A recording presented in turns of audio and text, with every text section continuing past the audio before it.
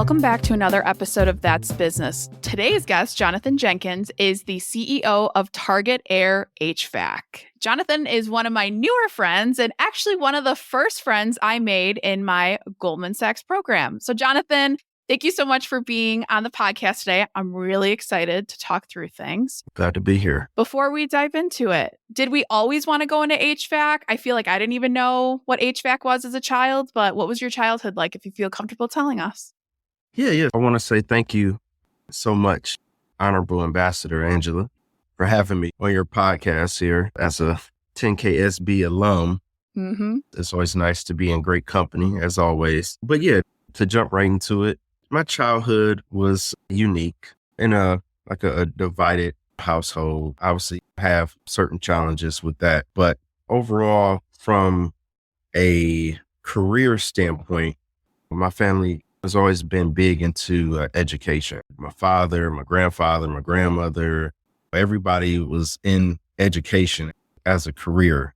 Even my uncles and everybody was always into something focused on education, having that post-secondary schooling. That was really instilled in me.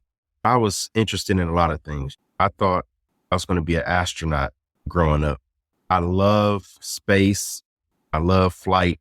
I don't know if you remember like a flight simulator on the computer, like on Windows. Yep. I would always be playing that and playing like I'm flying a plane and things of that nature. So I always thought that was going to be the route for me. And as I did more research, I kind of realized that most of the astronauts and most of people that are in that field, I usually kind of go through like the military. Yeah, I got to be like in the Air Force or Navy or something like that. And I was like, that just wasn't for me. But I got into like technology and really tried to focus on that as a career.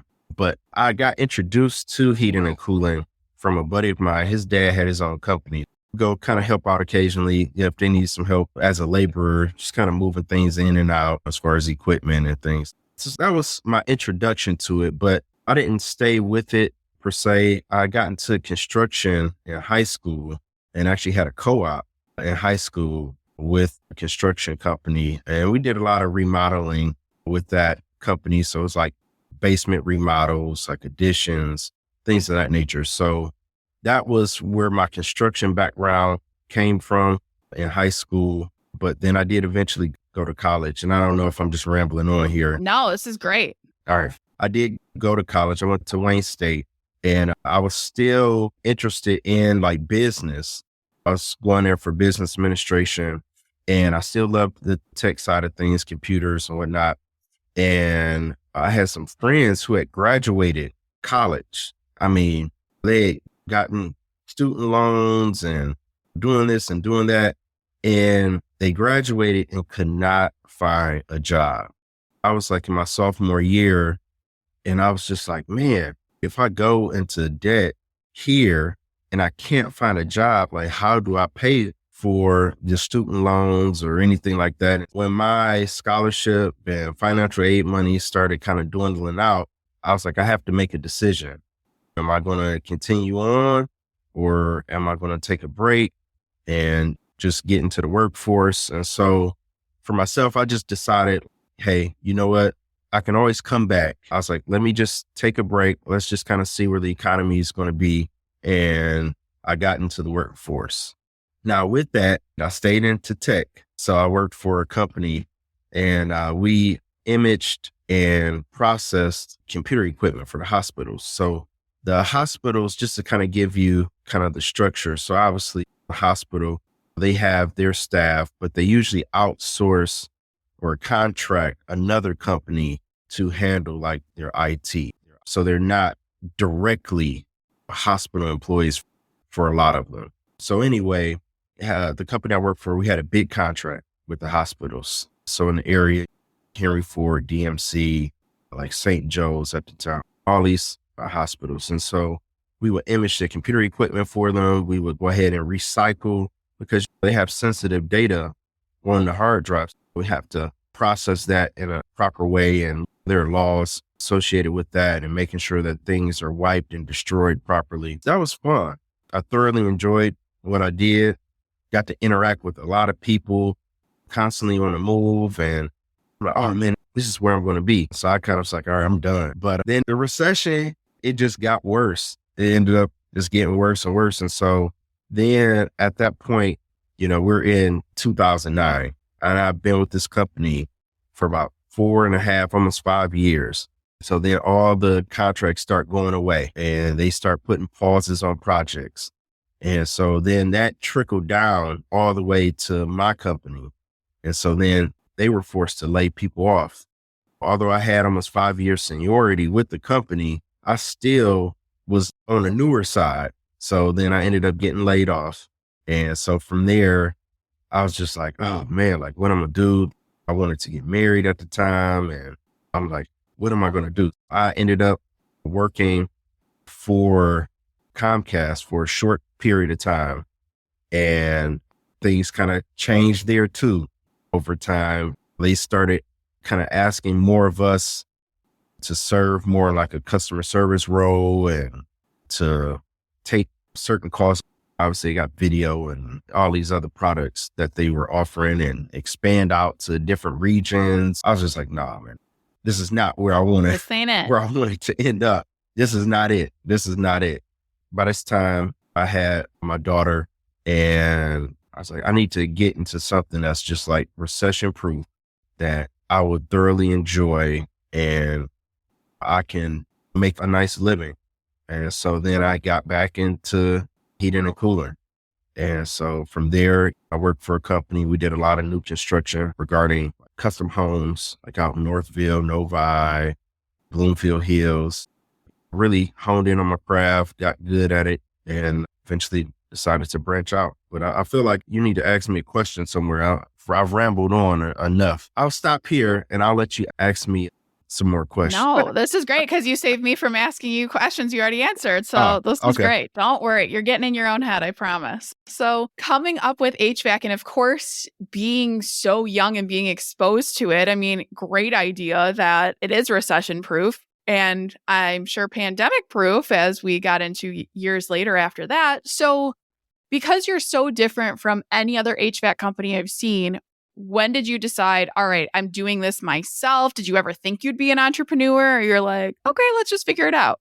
Yeah, for myself, I think the first thing was to really develop the skill set. Once I developed the skill set and had the confidence in my abilities and interacting with customers on a daily basis, and I try to be a very personable person in that way too. I knew like, all right, I could handle that side of the business. And I knew my skill set was in a place where I would have friends and family referring me to other people and they would ask me to go run service calls for them or, hey, can you install this or install that? I was doing that when I was also working for a indoor air quality manufacturer because we place obviously a high emphasis on quality of the air that we breathe in regards to making sure the humidity is correct, making sure that pollutants and things of that nature aren't in the air, because that's usually the thing that's understated a lot of times. People get sick often and they can't figure out why. A lot of times it could be because there's a lack of humidity in the home. And now those viruses are staying airborne and then we ingest them as we breathe. We inhale all those virus spores that are hanging around in the air. And a lot of times having a proper humidity levels in a home can reduce that because what it does is those moisture droplets weigh those spores out of the air. Then they're on the surface. And then what you normally do in the kitchen or a living room or dining room, you're wiping the tables clean. When you do that, now you're getting rid of those pathogens and or those germs, those viruses and things that are just floating in the air. Being able to do that and explain that, because I was doing training when I was working for this company as well, we would travel and do a lot of training. But it just got to a point where I had to make a decision for myself, like doing all this work on the side and the afternoons and evenings and weekends outside of my 9 to 5, because I'm giving them my all. And then I'm turning around and I'm giving all this extracurricular work attention as well. I felt like I was getting to a point where I could be neglecting my family, because I only have so much time in a day. So I was like, something has to give.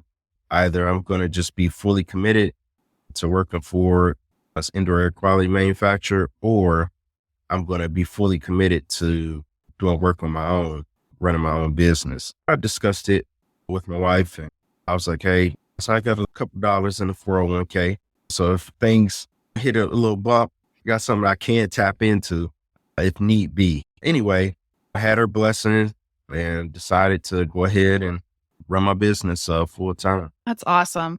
Now, having the business, having a family, and just balancing the two, because that's a huge piece of it. How do you work day to day? Because your kids absolutely adore you. I mean, seeing them at graduation and your son crying of how proud he was of you. Oh my God, I could cry.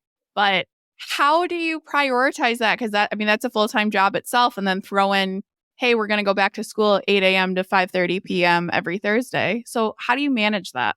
It can get tricky because you're trying to align your schedule with everyone else's schedule.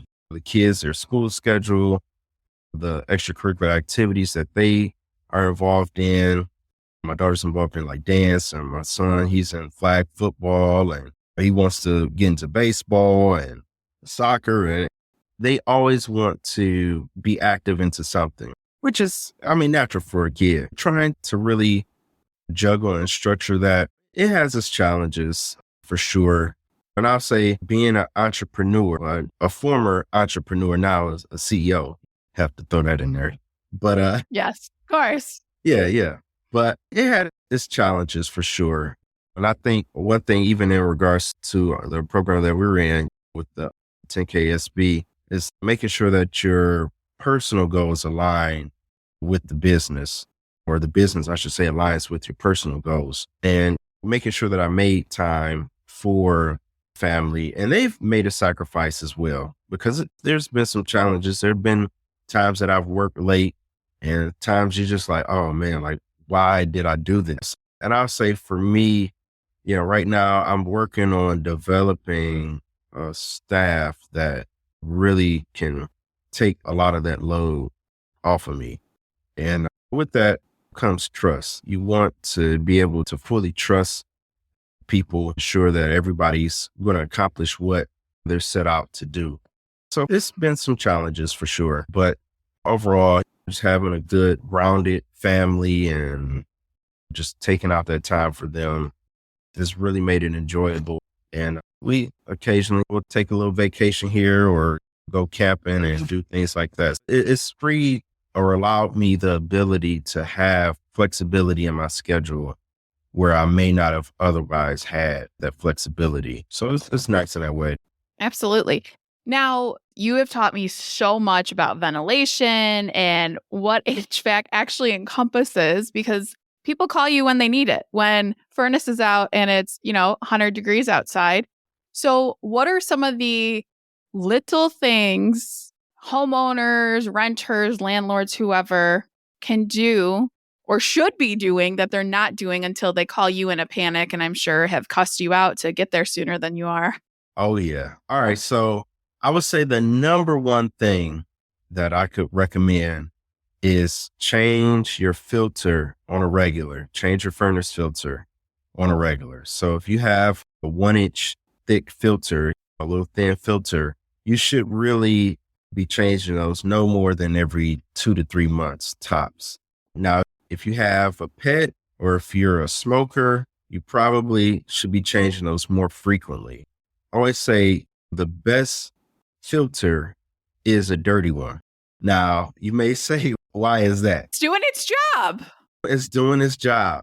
And the thing with the dirty filter too is that as you develop or you build up more dust particles and things get collected on a filter, it's going to start trapping more.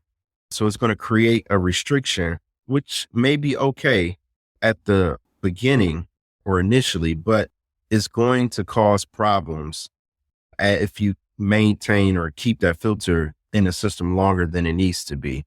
Because what's happening is that it's restricting airflow. In addition to it collecting particles, it's starting to restrict airflow. And then that causes the system to work harder. And then what can happen is if that system continues to work harder, that motor is working harder and harder, you can have premature failure. The same can be said too if you have like a high like MERV rated filter or like a very thick or dense filter that picks up every little particle and is good for the air. Like I said, that dirty filter is going to collect as it builds up dust and particles, it's going to start collecting even more. But you're going to still have that same restriction, even with the brand new filter. If it's extremely restrictive, it's going to pick up those fine particles. You can have them, but you just have to change them more frequently. So first thing, change filters. Second thing, I would say we probably run into that's extremely avoidable is batteries on thermostats. So if you have a battery operated thermostat, check the batteries. If you see the display screen, if it's flashing, the battery signal, or if it's down to 1 bar, or there's nothing on the screen at all, then go ahead and change the batteries. Those are probably the top 2 things that will save you a service call from a heating and cooling contractor. I would also suggest individuals do have a humidifier in their home, have a means for humidification. Obviously, we do have access to portable humidifiers. You can run into Target or run into Kohl's or wherever to get like a little portable humidifier. Now, those are nice too, in the sense that you can kind of centralize your humidity in a specific area. And you may even see a lot of times, like in the winter months, like the Vicks, or you get the Vicks Vapor Rub in the humidifier and it mist into the air and all of that stuff, help you sleep and all that good stuff. But really having a whole home humidifier would be the best application, because we think of humidity in the sense of us, right? Oh man, my throat's so dry, I'm having nosebleeds, things like that. But the home itself also needs humidity, because if the humidity levels aren't right in the home, your wood floors are going to start cracking. You're going to see issues with your molding. I mean, there are a lot of things. And on the adverse side, if you have too much humidity, you're going to start getting mold development, or you're going to start dealing with pests. And you really just have to kind of focus in and reach out to a mechanical contractor. We're always available. Put a little plug in there, Target Air HVAC. Of course. But most definitely taking care of those things, you'll be in good shape. And also too, just making sure that your equipment is serviced on a regular. So with your furnaces, making sure you have tune-ups done, combustion analysis tests performed on your furnace, because that's usually the cause of like carbon monoxide in the home. If you have a cracked heat exchanger, you're going to have that carbon monoxide potentially leaking out through the cracked heat exchanger. I know some people in the industry will say it's a negative, pressure is pulling out and this and that. And if you had an exhaust pipe, for instance, just running straight through your house and it had a crack in it, would you be okay with it just being there? So I mean, the same thing is with the heat exchanger. If it has a crack in it, you don't know unless you test. A buddy of mine always says, if you're not testing, you're guessing. You just want to know. You just want to have that peace of mind and know that your equipment is operating safely. And I would say for the summer, checking your AC outside, the condenser unit outside, making sure that when we get that cottonwood and all the pollen and everything blowing around and it gets sucked on to the condenser, we're just washing that off with the water hose. That will alleviate a lot of hardship on the unit and it forcing it to run hard, because that air actually pulls through. And that's what allows that cottonwood and all that pollen to collect on a condenser, is that air is trying to cool off those coils and pull through the unit, and it's just getting trapped. Now what happens is those coils can't cool off like they should. Thus, the unit is running hotter. Now the home isn't cooling as effectively, and you just have a vicious cycle where now we have equipment that's running hotter than it needs to run, and you're going to have a shortening of life of the components of the system, or just even an outright failure. Those would be some of my tips for the homeowners out there to get those things addressed. And those are all things that can be remedied a lot of times without a contractor. But obviously, all of mechanical contractors don't mind coming out to perform these tasks or service, but homeowners can do those things as well. And I'm talking to you right now, I just like to be fully transparent with our customers, and we try to empower our customers to do things that they can do, because we're all consumers.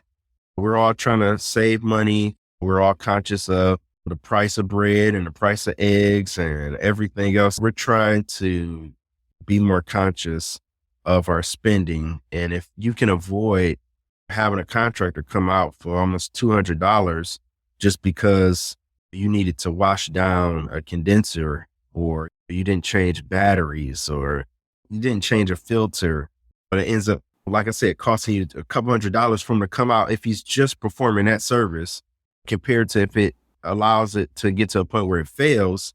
Now you're close to $1,000, if not beyond, depending on what the fix is. I mean, you've given a lot of great advice already for homeowners to take care of things, but what advice do you have for listeners? Follow your passion and be deliberate in whatever you do. You never know what opportunities may come your way. You never know who may come in your life when you may need it, even unknowingly at the time. Just have a goal in mind, understand why you're doing it. And then whatever you do, just make sure it's something that you genuinely enjoy and love, but don't chase the money. That's the worst thing you can do, is chase the money.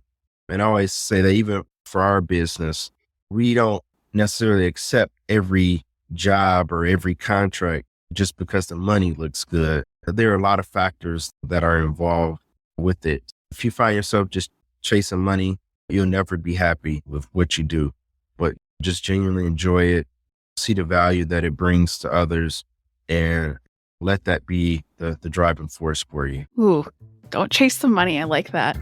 Jonathan, you've been incredible. If you're listening to this, you want to work with his company because they service quite the range in the Metro Detroit area, head to the show notes, check Jonathan out and everything that he's doing, and tune in again next week for another episode of That's Business.